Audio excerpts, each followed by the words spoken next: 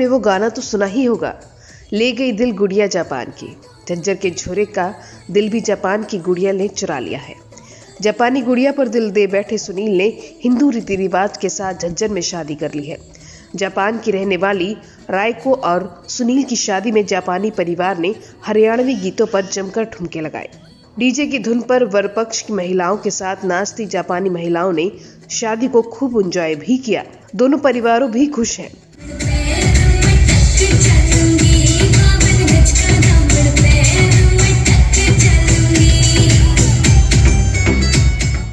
सुनील की जापानी गुड़िया से पहली मुलाकात कॉफी मीट्स बेंगल ऐप पर हुई थी।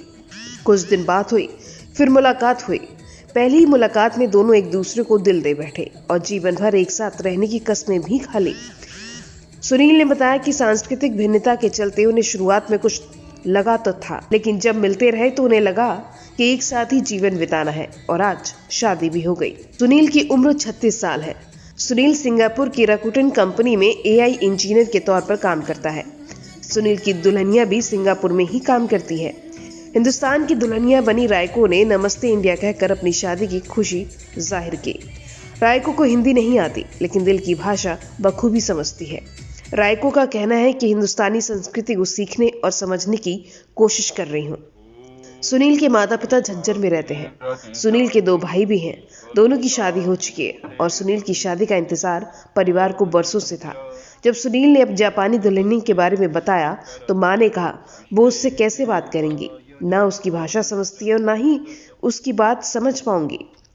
लेकिन बेटे के प्यार की खातिर माँ ने भी हाँ कर दी। माँ का कहना है कि इशारों की भाषा कुछ हिंदी में वो बात कर लेती है। माता पिता अपने बेटे के लिए खुश हैं। सुनील यादव सिंगापुर में ट्रांसलेशन मॉड्यूल बनाने का काम करते हैं। सुनील का कहना है कि मई में जापान में उनकी शादी का सेलिब्रेशन किया जाएगा। अभी मैं सिंगापुर में कार्यरत हूँ तथा आज मेरी शादी है और जिससे मेरी शादी होने वाली है वो एक जापानी नागरिक। आपने ऐसा क्यों चुना कि आप जापान में शादी करें? कैसे आपका रिलेशन? हमारी पहली मुलाकात एक कॉफ़ी मीट्स बेगल नाम की ऐप है उसके थ्रू हुई थी। तो हम शुरू में 3-4 बार डेट पे गए। तो शुरू में तो ऐसा लगा कि जो हमारे कल्चरल डिफरेंसेस हैं, भाषा की डिफरेंसेस हैं, उसके कारण शायद हमारा रिश्ता आगे ना जाए। बट जैसे जैसे हम और मिले एक दूसरे को जाना, तो मतलब हमें एक दूसरे में अच्छाइयाँ दिखने लगी और हमें लगा कि हम एक साथ जीवन बिता सकते हैं। ऐसा कोई खास कारण नहीं है कि जापानी नागरिक क्यों। एक हल्का सा कारण बोल सकते हैं क्योंकि मेरा जो कार्य है वो इंग्लिश से जापानीज़ और जापानीज़ से इंग्लिश ट्रांसलेशन मॉडल बनाने का है। तो उस संदर्भ में मैं जापान के कल्चर और भाषा के बारे में सीख ही रहा था, तो मे बी उसका कुछ प्रभाव हो सकता है। आप जिस क्षेत्र से आते हैं उस क्षेत्र में इंटरकास्ट मैरिज को भी नहीं अपनाया जाता और कहीं ना कहीं आपने विदेश से शादी की है, तो परिवार की तरफ से आपको क्या रिएक्शन मिला?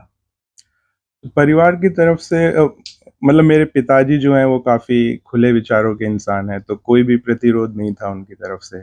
दूसरा, मेरे एक छोटे भाई हैं, उन्होंने इंटरकास्ट मैरिज की थी 4 साल पहले, तो द्वार तो उसने हमारे लिए खोल ही दिए थे। तो जब उनका विवाह हुआ था तो उन्हें काफ़ी, जो आप बोल रहे हैं, थोड़ी दिक्कतें आई थी।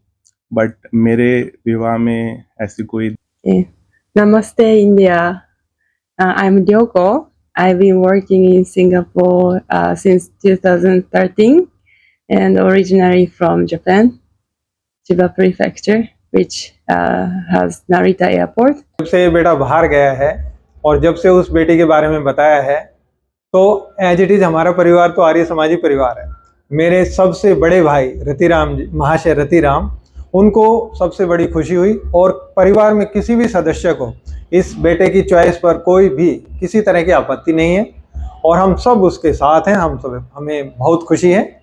जब बेटे ने बताया तो पहला रिएक्शन क्या था आपको? पहला रिएक्शन कुछ दिन पहले जब फर्स्ट टाइम बेटे ने बताया तो उसकी मम्मी को ऐसे लगा कि नहीं बेटा क्या कह रहा है, लेकिन जब हमने मम्मी को थोड़ा समझाया कि इस तरह से अपना पार्टनर खुद चुना है उन्होंने, तो फिर मम्मी बोले हाँ, क्योंकि 36 साल की उम्र हो गई थी और हम जो हमारी चॉइस की लड़कियां उसे पसंद भी नहीं आती थी। अब वो सिंस सिंगापुर में काम कर रहा था 3 साल से, और जब फर्स्ट टाइम उन्होंने बताया तो बस मम्मी का थोड़ा रिएक्शन था कि कम से कम भारतीय लड़की होती तो अच्छा था।